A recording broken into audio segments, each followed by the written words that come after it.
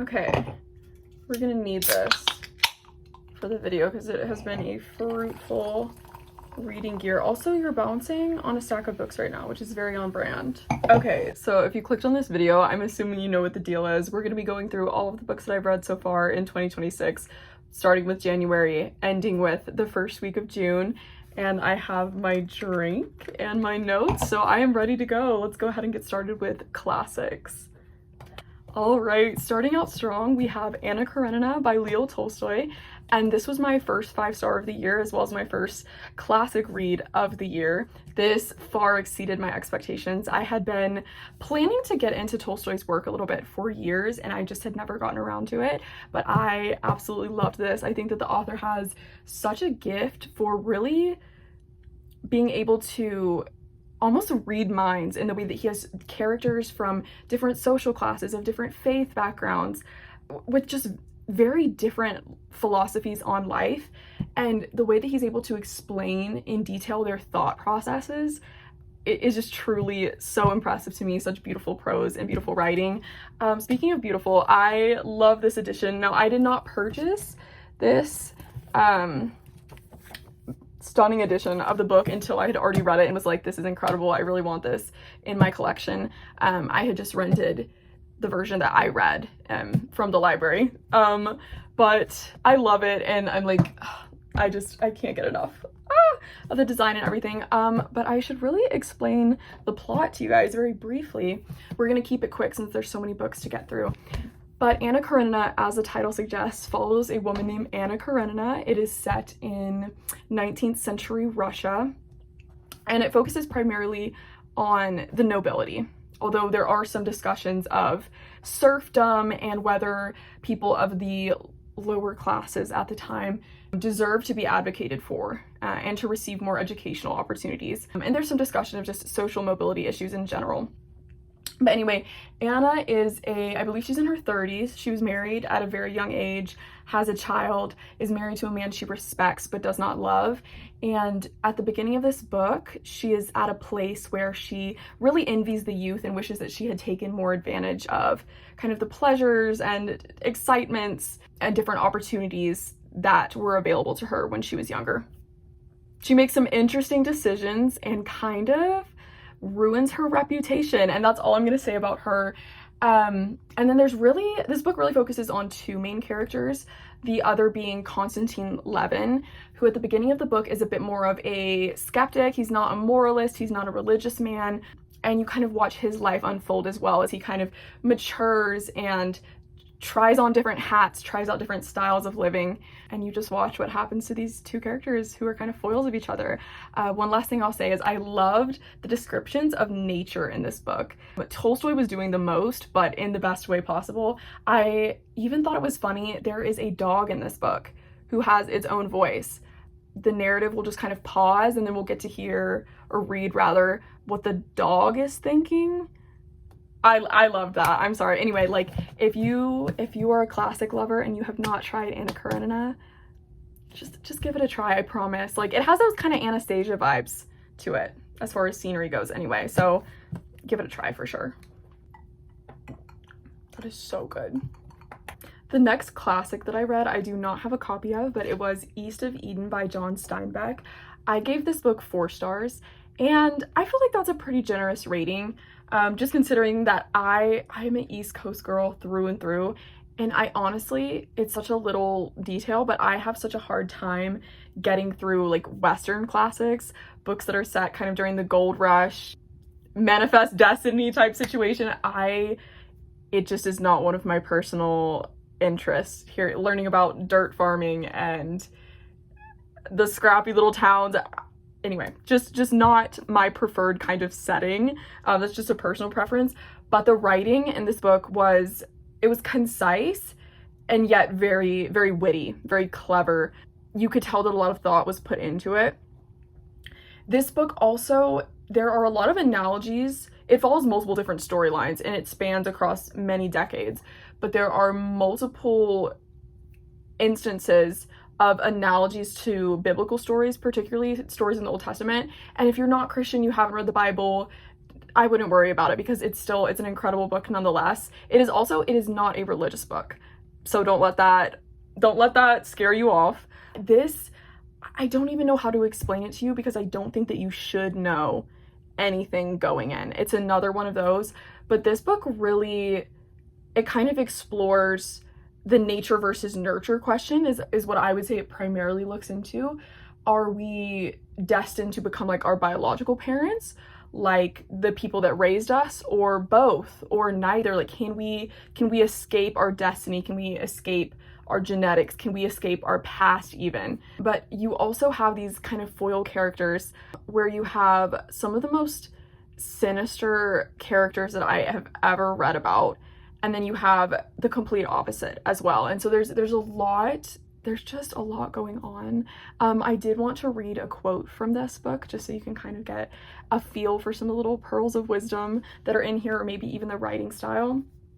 Okay, this says, "You're getting well," Samuel said. "Some people think it's an insult to the glory of their sickness to get well, but the time poultice is no respecter of glories. Everyone gets well if he waits around." But yeah, if you are interested in family drama, in historical fiction, or in a book that's really going to make you think about what it means to be human, about what qualifies as human, about moral issues. Is it weak to be kind, for example? Should we assume the best or the worst of the people that we meet? What does success truly mean? Then I would definitely recommend East of Eden by John Steinbeck. I think that everyone should give it a try at least once in their life. Okay, this next book, I will fully admit I read for a class, but it was a fun time nonetheless. This is The Travels by Marco Polo. So a complete classic, and I feel like most people know what this is. This is the supposed historical accounts of Marco Polo and his uncle's travels throughout Asia and parts of Africa and the Middle East. It's not the most reliable source. It is not a textbook, that's for sure. But I honestly really enjoyed this. I took everything with a grain of salt, I promise. Okay, I know there's some crazy stuff that's mentioned in here, but I felt like this was really entertaining, and it was an interesting thought experiment for me to think about these groups of people, certain civilizations that don't even exist anymore, and to consider what their lives might have been like, and then also to what extent their lives were not like what is in here. And I found it fun to guess just how much was exaggerated, just how much was embellishment. There definitely is quite a lot of bias that's influencing Polo's accounts. He was Christian, he was Italian, and so that definitely influenced the groups of people that he felt were good, moral, upright, intelligent, and the people that he viewed to be more like heathens. So there's some racism, there is some, I guess you could say, religious intolerance, so tread lightly. But if you are a history buff, I think that you need to read this at some point. It's a laugh. It is a laugh. Marco Polo loves to rate the women in every town that he visits. I think it was somewhere in Persia he swears has the most attractive, most irresistible women on the entire planet. And if you're from that area of the world, confirm or deny in the comments. I'd love to hear your personal opinion on it, but not much more to say about this. I gave this 3.75 stars. Okay, the next 5-star read for me this year was Middlemarch by George Eliot. And if you didn't know, George Eliot was not actually a man. It was one of those situations where the author knew that she was more likely to get published if she slapped a basic English male name on that manuscript, and that is exactly what she did. And I believe that Middlemarch is a total hidden gem. I honestly was expecting to be bored, and I wasn't. I personally loved it. I feel like this book is for the sheltered, quiet, insecure, duty-bound women out there. We don't have enough protagonists, okay? I don't think there's quite enough representation for us sometimes. And I'm not saying that I completely fit the description of the main character in this book. I certainly do not. I'm too much of a feminist for that.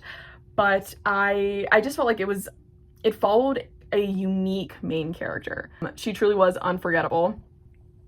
And really, this book is named for the town of Middlemarch, and so it does follow multiple families. There's a lot that's going on throughout this book, but I think Dorothea's story is really what spoke to me, and so that's what I'm going to be talking about. So the book opens and it's following this young lady, Dorothea. I believe she's orphaned, and she and her sister live with their uncle. I believe she's maybe 20 or 21 in the beginning of the book, and she is, if she was sorted, right, into a divergent faction, it would be abnegation. She is very religious, she's very disciplined. She almost has like religious OCD or rumination issues. But Dorothea really believes that having a husband would allow her to explore life to the fullest and to expand her intellectual capacity. And she gets fixated on the idea of marrying an older man. She wants someone who's really serious and educated so that she could learn from him. Obviously, women did not have the same kind of educational opportunities in 19th century England.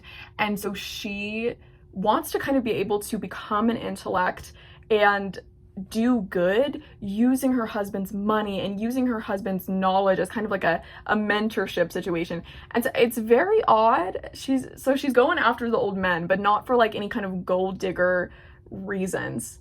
And it's like no one in the town understands this. They're like, girl, what are you doing? I believe she actually, I don't think this is too much of a spoiler, at the beginning of the book, she has a very normal, well-to-do young guy that's interested in her, but she wants to marry this elderly man who's never been married before and kind of just sits in his study all day and reads German and Greek and is a very snooty, erudite kind of guy.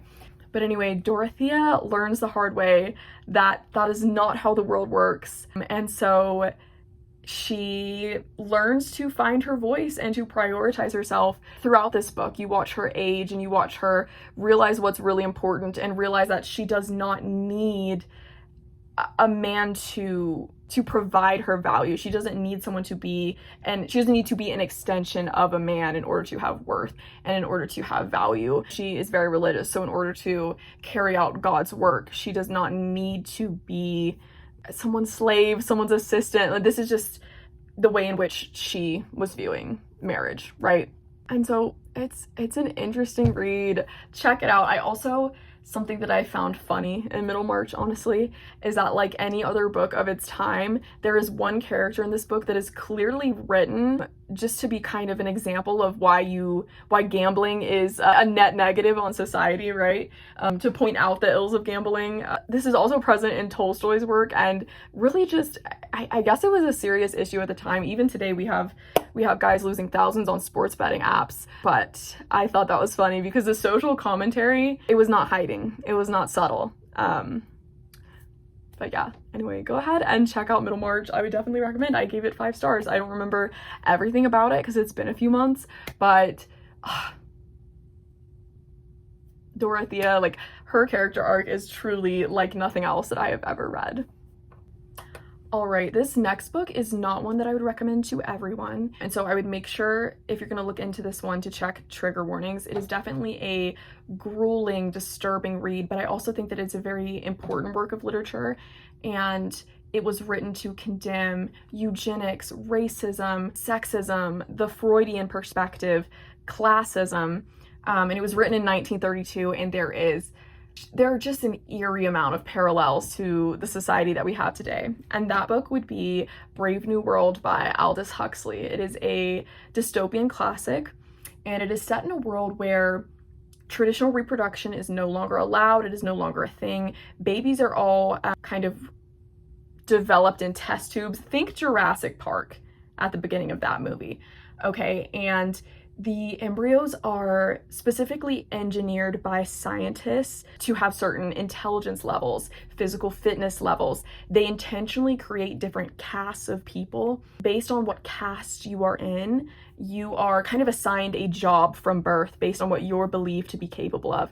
And this way, they're able to really control people. If they can control your intelligence, if they can control what you can physically do, they can prevent people from really thinking outside of the box and revolting. These children grow up being fed copious amounts of propaganda. In this world as well, couples are forbidden, right? So there's this idea that everyone belongs to everyone, and promiscuity is very encouraged. It's considered to be the right thing to do. They have they shame you basically if you form any kind of permanent attachment to someone. And in that way, they are able to prevent traditional families from coming to be. Also in this book, one of the main ideas is the Soma pill. So these people are basically, it's similar to The Giver, how people are taking pills to kind of prevent emotions, numb themselves entirely, induce anhedonia, right? And so anytime there is an unpleasant sensation, these children in this society are taught from a young age to just take a pill. And honestly, I felt like called out in the sense that I feel like our modern day Soma, our modern day pill that we take to escape is our devices that we turn to for a quick dopamine hit, or to hide when we don't want to interact with strangers on public transportation. You just pull out your phone and look down at it and pretend to be busy or texting someone. This book it will give you so many things to think about. That being said, I think, as I mentioned previously, there is some really disturbing content, truly, to the point where there are some things that I wouldn't even feel comfortable discussing or summarizing. And as such, I left them out of my summary. There's some scary accuracies as far as Huxley's predictions for the trajectory that Western society was on. And if you're someone that has read and enjoyed 1984 or Anthem, or if you enjoyed Divergent when you were 12 and now you are 32, I would consider it, but definitely look it up, check the trigger warnings first. I don't say that often, but for this one, I think I ended up giving it 4.25 stars, and I would have rated it higher. It might have even been a 5-star had there not been just some sickening content and descriptions. So yeah, that's Brave New World. All right, I think I just mentioned this book actually, but a very similar book that I read, it's actually a novella, was Anthem by Anne Rind. I don't know how to pronounce her last name, but I'll put it on screen.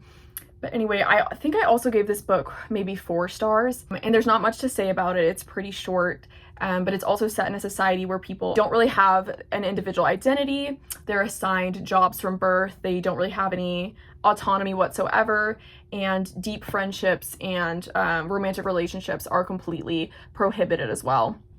And what's interesting about this book is they are kind of living in the dark ages. It's set in the future, but it's like electricity and some of our modern innovations that we have been banned because they were considered to create citizens who were too open-minded, basically. So anyway, if you like that style of story, check out Anthem. It'll probably take you 30 minutes to read, honestly, but it was a good one. Alrighty, our next book is Mrs. Dalloway by Virginia Woolf, and I didn't know anything going into this book besides that it is written in kind of a stream of consciousness format, and so it's definitely a confusing read. It takes a lot of focus, but if you've never read something like this before, the basic idea is that you'll have a paragraph or two where you're following the thoughts of one person. And let's say she's walking down the street and she walks by an old man. Now you're in his head. And for the next few paragraphs, you're going to be focusing on what's going on in his mind, what he's worrying about, what he's reminiscing about. It's kind of like people watching, reading this book. And it's interesting because as you read, at first it seems all very casual, very innocent. It's just a spring or summer day. I kind of don't remember which, but then you start to see some recurring themes, and there's this idea that these people are passing each other by. They're all existing kind of in the same environment, but you never truly know what's going on in someone's mind. Only we, the readers, have access to that in this story. I think everyone could get something different out of this just based on which characters stand out to you, which thoughts stand out to you. There's a lot of different kind of patterns going on here. But something I thought about while I was reading this is there is a character who is a veteran. I believe he served in World War I, and you're kind of following his thoughts. He seems to struggle with PTSD most likely, and you kind of watch his interactions and you see this British formality that kind of remained in the culture even after this collective trauma of the Great War, right? How people were not able to fully be open about what they went through because it was still a very reserved culture, kind of stiff upper lip, right?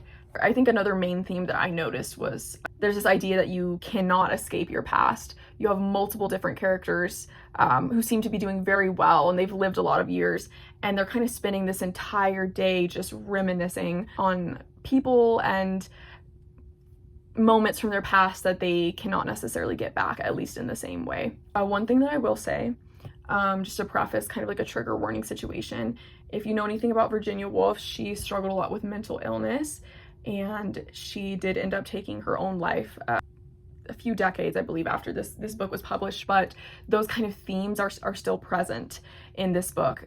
You can see the influence of her struggles in her work and in the way that her characters express themselves and look at the world. So if that's something that's triggering for you, just tread lightly with that book. This next one, you guys, is hefty, okay? And the print is like also super tiny with this, so this really took me a while. But this is War and Peace by Leo Tolstoy, and it's kind of infamous for being annoyingly long and difficult to get through. I will admit, supposedly there are over 500 characters in here. Luckily, there are only maybe 20 main characters whose story and whose lives you follow all throughout the book, but it was super difficult at first to keep track of all the characters. I was able to figure out over time, obviously, which characters to focus on, which are most important, but it was tough for a while. Okay, I won't pretend to be a literary genius or anything close to that. No, that's not me. But I loved Anna Karenina, and I was like, you know what? I'm gonna give this a try. Can you believe this book, this edition of the book? I believe this is the Wordsworth Classics edition. This was only $6 on Amazon. So if you're interested in reading this book, go ahead and get a copy. Like, it's gorgeous. She is gorgeous.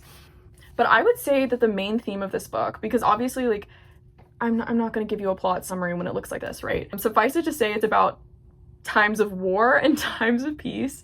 The war chapters are a little more boring, and during the times of peace, you are following the lives of maybe 3 or 4 different families that intersect over time in various ways. But I would say that primarily there are two ideas kind of that Tolstoy explores in this book. When it comes to the war chapters, Tolstoy really had a problem with the way in which historians retroactively wrote about war, how they romanticized military leaders as these heroes and geniuses, while ignoring all the various moving parts, every single person who is involved in a battle, and even cultural movements, propaganda, right? Like, what motivates people to risk their lives for their country or for a military pursuit. I don't know what you would call that, really. But his ultimate thesis with that, I would say, is that there is no way to write definitively about history. We know nothing, right? There is just no way as one person or as one group of people that you can possibly understand all of the different puzzle pieces that are moving about. You would have to be God in order to truly understand what made an event occur.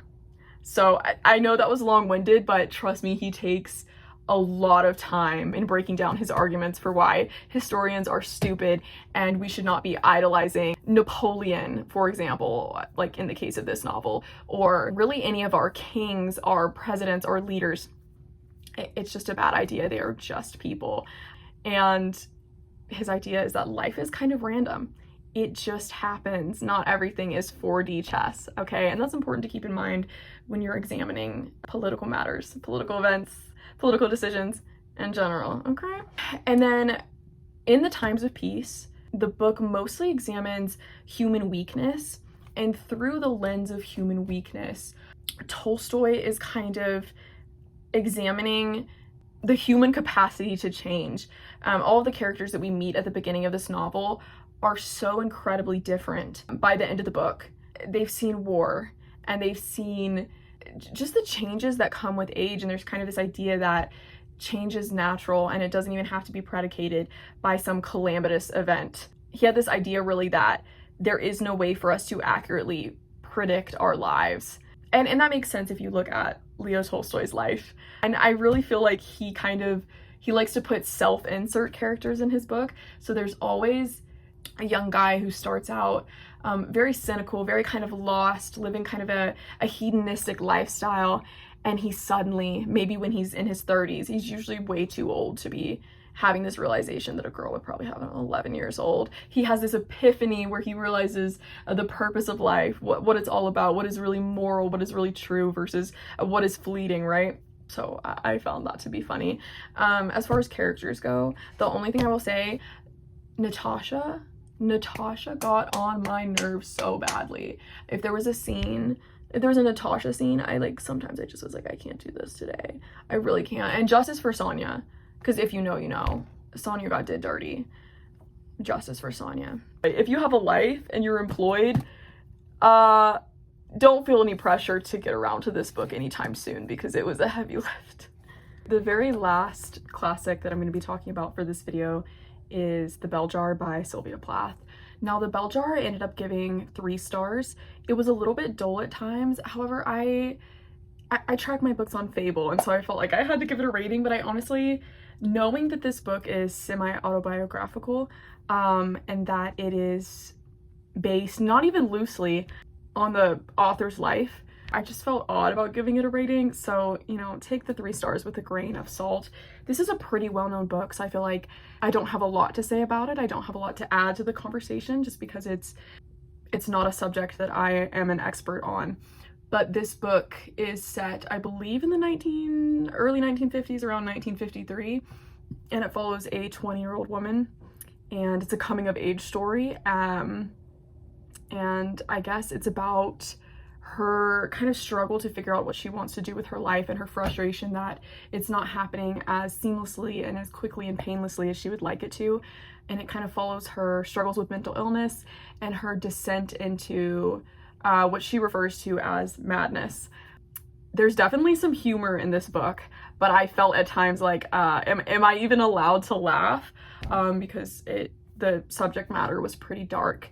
And if you weren't aware, this was published posthumously a few months after the author Sylvia Plath took her own life. And so it is it gives a pretty accurate kind of glimpse into the mental health industry of the 1950s, how asylums used to operate in the United States, how we treated and viewed mental patients and what was expected of them. This idea that there was a magical cure, or that there could be a magical cure. You follow kind of the main character's journey. It's a bit of a spoiler, but into reassimilating into society once she is no longer deemed to be sufficiently mentally ill by the medical establishment. So that was The Bell Jar. I just don't have a lot to say because it's pretty cut and dry, and I don't want to speak negatively about the author's experience as a mentally ill young woman. There's that. All right, our next category is fantasy, and fantasy, I will admit, is not my favorite genre, but it is super insanely popular these days, especially on Book Talk and BookTube, and so naturally I get a lot of recommendations and I check some of them out. The first fantasy read of the year for me was A Multitude of Dreams by Mara Rutherford, and this is actually, I believe, the first book that I read in general this year. I ended up giving this 4.25 stars on Fable and 4 on Goodreads. This book, it's YA, and I've read some of the author's other work and enjoyed it, and so that's why I thought this might be a good pick for me. And this story was simultaneously creepy and wholesome, I would say. It's like a fairy tale story, but it's also loosely based on the Black Plague in Europe, and so it's very dark. You're starting off the story when the plague has passed through. Pretty much everyone has been affected, and so you're kind of in the aftermath of all of this death. And so the main character, Princess Imogen, she and other people in the royal court have all been quarantined in a castle for years while the Black Plague has been going on, and so they're running out of food, the king has gone mad, and the princess is harboring some kind of secret. So she might not be exactly who she says she is. And it's dual POV, and the other point of view focuses on that of a gravedigger. And in this world, in this society, There are people who are immune to the plague. There are people that have contracted it and have sadly died. And then there are people who get the plague, and instead of fully dying, they become like zombies almost. And they're like they're going around trying to infect other people or feeding off of these immune individuals. And so our other point of view, I don't recall the guy's name at this point, but he is a gravedigger because he is immune to the plague. And so he's able to come in contact with the corpses and not be too affected. And naturally, these two storylines end up getting woven together. It was cute. I like can't say much more without spoiling it. It actually was a little bit intense, started turning into, there's a little bit of a horror component to it, but it's like YA horror, so, you know, nothing too disturbing. And I have to say, I really enjoyed it. It's probably more of like a fall or winter read. But again, if you love history, and if you're also more of like have a little bit more of that sounds bad, but like book talk kind of taste, this is not a romantasy, I wouldn't say, but I do feel like you would enjoy it.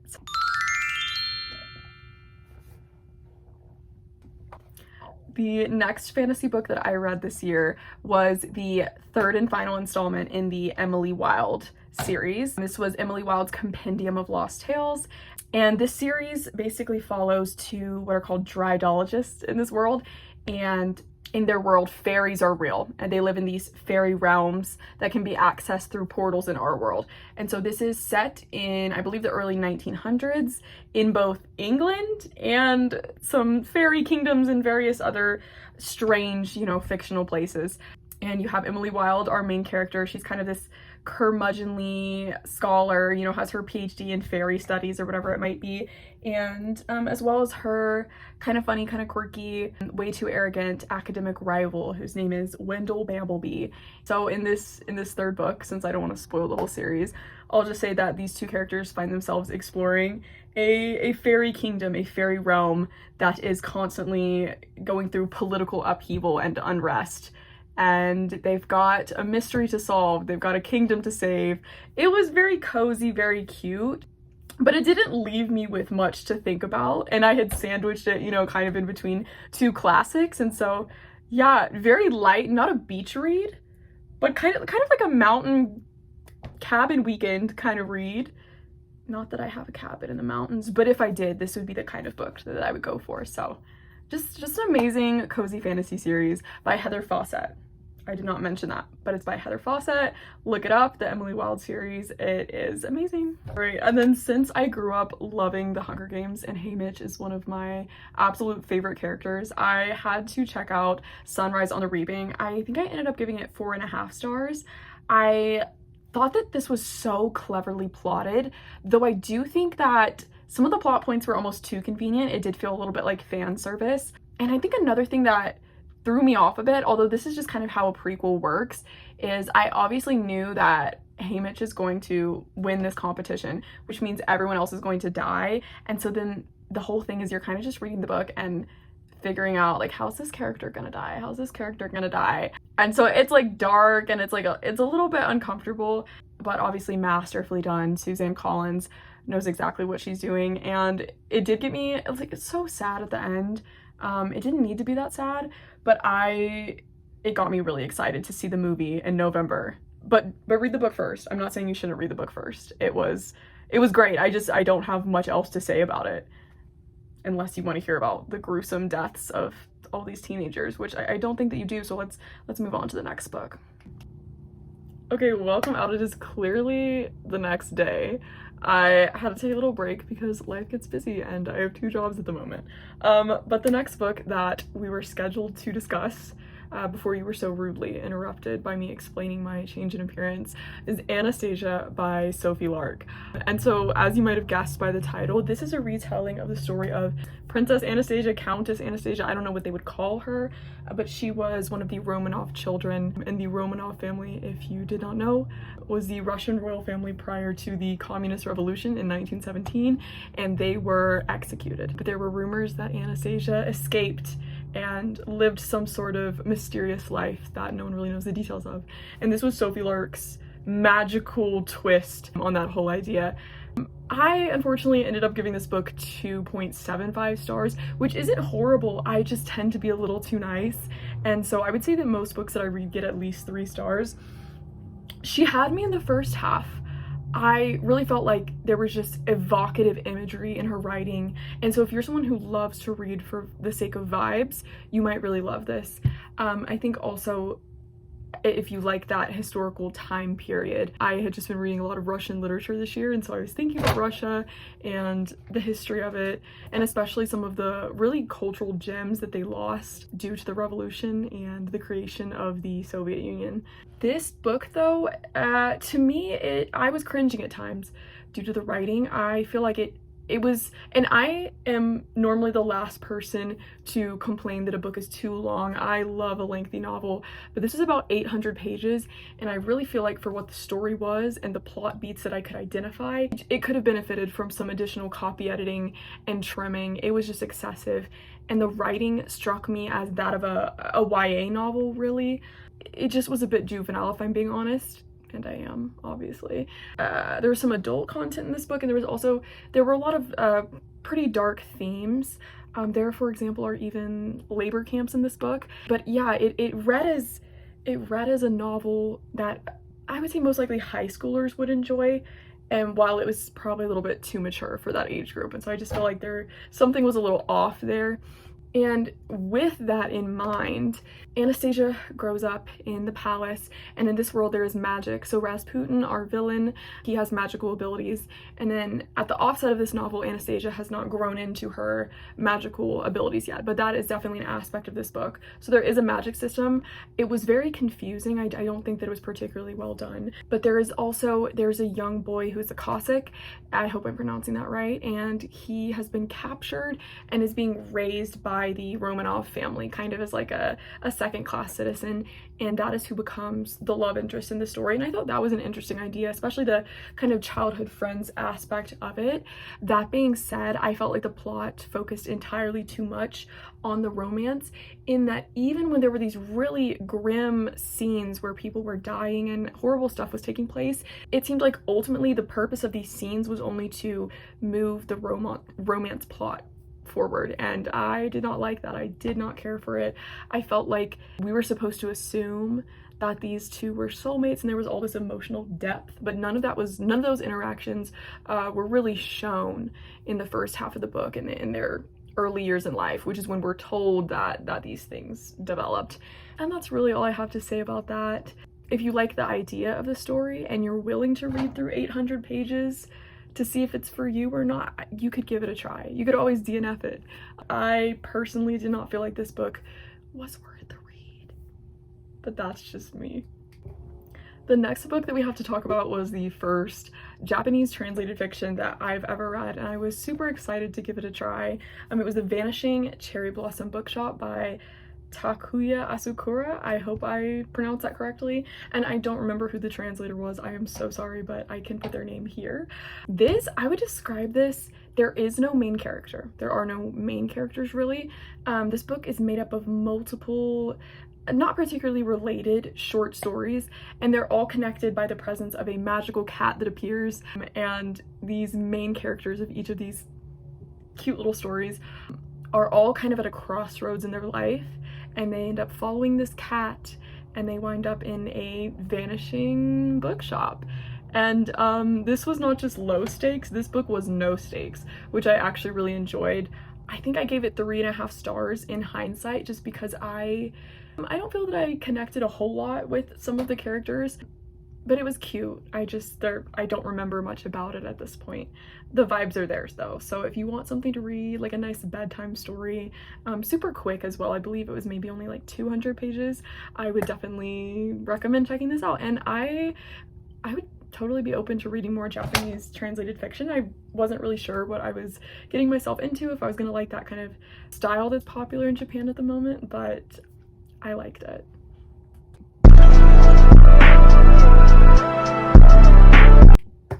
Our next book is Breath of the Dragon by Fonda Lee and Shannon Lee. I believe they're sisters, but I could be wrong. And I ended up giving this 3.5 stars. the bones were there, the structure was there, there was nothing wrong with the writing. I just felt like this book ended up being a little too predictable, ends kind of suddenly. I think probably to set up a potential series that's coming, but I really just like when books are wrapped up with a nice little bow, and that didn't quite happen here. Anyway, Breath of the Dragon focuses on this young guy named June, and June has been separated from his mother and his twin brother, who are living on the other side of what once was a unified country. And he's living with his father, and his whole life since he has lost some of his family members kind of revolves around martial arts. He is absolutely obsessed with martial arts, and he works his way up until he has an opportunity to compete in the, I think it's called like the Guardian Tournament or something. And the ultimate goal of this martial arts competition is to become the, I think it's like the Dragon Guardian, the guardian of the Dragon Scrolls. I think it's called the Dragon Guardian, okay? But anyway, as I was reading this book, like straight from the beginning, I was like, this is just the plot of Kung Fu Panda. If he wasn't a panda. I'm sorry, it progressively only got more similar to the, like, DreamWorks needs to sue, or I don't know if there was some inspiration here. I checked the acknowledgements and Jack Black was not cited, DreamWorks was not cited, but like, I'm not joking, you guys. As I continue to read this book, which otherwise was great, I just was like, this is the plot of Kung Fu Panda. Like Kung Fu Panda but darker. I don't know, but I think that might be what made it predictable for me, is I was like, I know what's gonna happen because this is Kung Fu Panda. But that might be the point. Like, if you've read this, let me know if I'm an idiot and that this is the whole point, because this is a recent book. It maybe came out in like 2024, 2025, so it can't be it can't possibly be the other way around, right? I might be slow, but anyway, that Breath of the Dragon, if you like Kung Fu Panda, maybe check it out, but it's not going into my favorites list for the year, that's for sure. Alright, I will try not to be too brutal when talking about this next book because it was recommended to me by my sweet 13-year-old sister, and despite all the internet discourse regarding this book, I decided to give it a try. You know, she really loves it. This is Powerless by Lauren Roberts, and if you've heard anything about this, people basically say that it is like a mixture of Hunger Games and Red Queen. Now, I have never read Red Queen, okay, so I can't speak to that, but I will say it did feel like Hunger Games if it was for 11-year-olds, except that Hunger Games by Suzanne Collins kind of was written for 11-year-olds, but it was well done, and there was actually like a deeper meaning behind it. There was something that could be taken from this book. I did not care for Powerless at all. I ended up giving it 2.5 stars, but looking back, I think I'll just go for the full 2. I'm not going to cut it down to 1 just because I don't think that the writing was bad. The dialogue, though, had me cringing the entire time, and I think that's really what did it. I just had horrible secondhand embarrassment the entire time that I was reading this book. The one thing that I can say to its credit, there were aspects of the tournament that were interesting, and characters have powers in this book, and there were aspects of the magic system that were interesting, I suppose. But other than that, I'm too old, okay? This was written for a younger audience, so I'm not saying that the author is not skilled. I just really truly had a hard time getting through this book. I did not care for it. I tried to give the audiobook a chance and it was even worse. I just was dying at the way that these characters speak. It was so bad. I'm so sorry, Callie. I'm so sorry. Oh, if my sister asked me, I'm going to lie and I'm going to say that it was great, so hopefully she doesn't watch this. And that's all for Powerless. I will not be continuing the series. So I did manage to get my hands on a copy of Starside by Alex Astor, and it's super popular right now. It just came out. I wasn't too terribly disappointed by this, actually. I kind of liked it. I ended up giving it 3.5 stars, and I was prepared to be disappointed just because anything that's like super a book talk sensation doesn't tend to be my kind of read. that's just how it is. And I also didn't care for Alex Astor's Lightlark series. I read the first one and I read about the first half of the second one, and I just did not care for it. I don't even remember why. That's how kind of insignificant that series was for me personally. Now, Starside, though, this is a quest series. Obviously, it's only the first book that's out so far, but it focuses on a quest wherein mortals can compete to win a cup of the god's magic. And our main character, Eris, she is not like other girls. She does not want this cup of magic for fame, for fortune. She's not the Princess Diana type. She wants to kill the gods and avenge her dead family. So I was here for that. I loved the world building. I felt like it was very immersive, just all around well done. I liked all of the magical creatures. I found all of those scenes very fun. And I'll also say there's a sword system of magic that's pretty unique in this book, or I guess this series, and it's a similar principle to the way that wand ownership works in the Harry Potter universe. So you have to disarm the owner of a wand in order to then claim that wand. Swords work in a similar fashion in this series, and I loved that. I thought that was pretty interesting. I'd never seen anything like that really done before. My major gripe with this book was that, and particularly in the second half, there was too much focus on romance, and then which wouldn't be a complete issue if I liked the male main character. I did not care for him at all. He just seemed like a gross person. The dialogue was too much for me. I don't know, maybe you're sensing a pattern. I just can't handle anything of the sort. But maybe you guys like to be degraded, disrespected by men. I personally don't. So I just was not a fan of that at all. So I wasn't feeling great about things towards the end of this book, but that plot twist at the end, I didn't see it coming, and I loved it, and it really made me want to continue the series. I just want to know what happens, and just to know what happens, I could look up a summary, but I think I actually am going to continue the series because I was impressed, and I simply have to know more, and that's all I have to say about that. The last fantasy book that I've read so far this year is The Night Country by Melissa Albert, and this was the sequel to The Hazelwood by the same author, which is criminally underrated. If I could give you one fantasy recommendation for this year, it would be to go check out The Hazelwood. It is a dark fairy tale, but it is easy to read. It is immersive. I unfortunately can't say anything about the second book or the plot of the second book really without ruining the first book for you, but one thing I will say to the second book's credit is that we got to see the perspective of a character who, when we left off at the end of the first book, it was not clear whether this person was going to return, and so having that dual POV, I really enjoyed this time. I only gave this book 4.75 stars as opposed to 5 stars, simply because it was not long enough, in my opinion. We could have had even more. I think it was only like 200 pages, but that could be a 5-star read for you if you just love something nice and quick. I love it, it's great, check it out, and that's all I have to say. I only read one thriller this year, and that was The Perfect Marriage by Geneva Rose. I gave this, I think, 2 stars, and I honestly won't be going over the plot because I simply would not recommend this book. You know when you're reading and you just get that feeling that the author does not care about their story, that they're only writing for a paycheck? That was this book. The ending, I hated the ending, okay? And normally I love a good murder mystery, so maybe I'm just a complete snob, but I really felt like there were no clues strewn throughout this novel that would give readers a fighting chance at figuring out that what actually happened is what actually happened.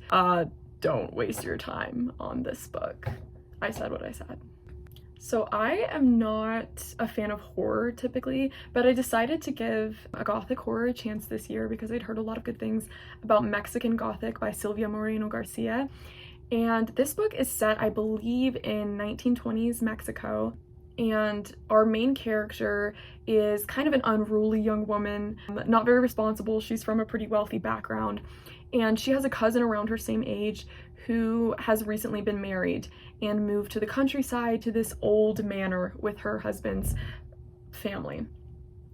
And the cousin begins sending her family really strange and off-putting letters that make it clear that she's possibly struggling with mania, hysteria, they think maybe even schizophrenia. And so the objective of our main character is to go visit her cousin, assess the situation, provide her with some company of her own age, and hopefully improve her spirits. And so most of the book is spent in this creepy family home where strange things are happening. That's how gothic books tend to be. And I would say this book was so well done, but I also really wish that I could unread it. It is slow paced for about the first 3/4, and then suddenly everything is happening and it's wildly disturbing. It was my first time reading like body horror, I think they call it, and suffice it to say, it is not for me. So I will leave it up to you as to whether that sounds like something that you would be interested in. I'm still confused about it, but the writing was great. The writing was wonderful. So don't think that I'm coming at you, Miss Morena Garcia. All right, last but not least, we're going to be talking about nonfiction. The 3 nonfiction books that I read were very different, but I liked them all, I will say. The first that I read was Bird by Bird. This is by Anne Lamott, who is an author of close to 20 books at this point, I think. And she is also a creative writing teacher.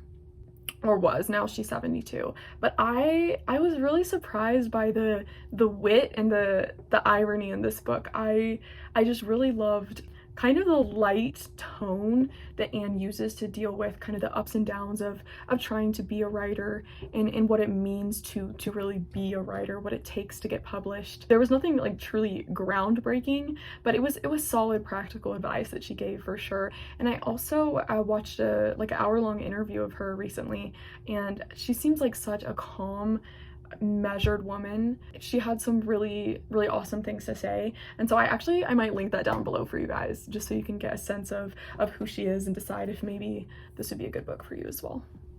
The next book I have to talk about covers very different subject matter, but I also gave it 4 stars, and this is Practical Optimism by Dr. Sue Varna. Pessimism kind of runs in my family, and so I actually was given this book by my mother. Thank you so much, Mom. I really liked this. I struggle with nonfiction. I'm not gonna lie, I do. Especially anything that has to do with the medical field. That's just not something I'm particularly drawn to or am an expert on. But what I appreciated about this book was that there was no filler. Everything that is included in this book, Dr. Varna provides scientific research to back it, or she explains the concept using her own experience as a psychiatrist, working with patients from all sorts of different backgrounds. And that's really all I have to say about that, but she had me convinced that I ought to become an optimist. So if you are someone that struggles with low self-esteem or just pessimism and negativity in general, maybe check out Practical Optimism. It is exactly what it sounds like.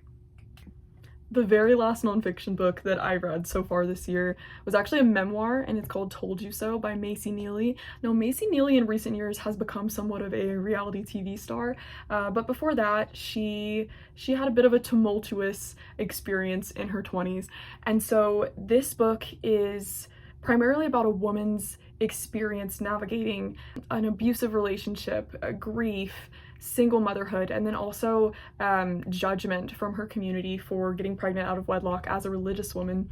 This book was not written the best. There were some grammatical errors. I do think it could have benefited from a few more rounds of editing. It was not ghost written, and you know, this woman is not a writer by profession, so I'm not really judging her for the shortcomings in that regard, but it was compelling. I read it pretty quickly. I think the one crazy thing for me about this book is that I actually attend the university that Macy was at during the events of this story, and so it was just odd reading about these things that happened to her in locations that I frequently visit. Actually, one of the buildings that was mentioned is right outside my window as we speak, or as I speak, really. But yeah, anyway, it was great. Would recommend. I think I gave it 3.5 stars.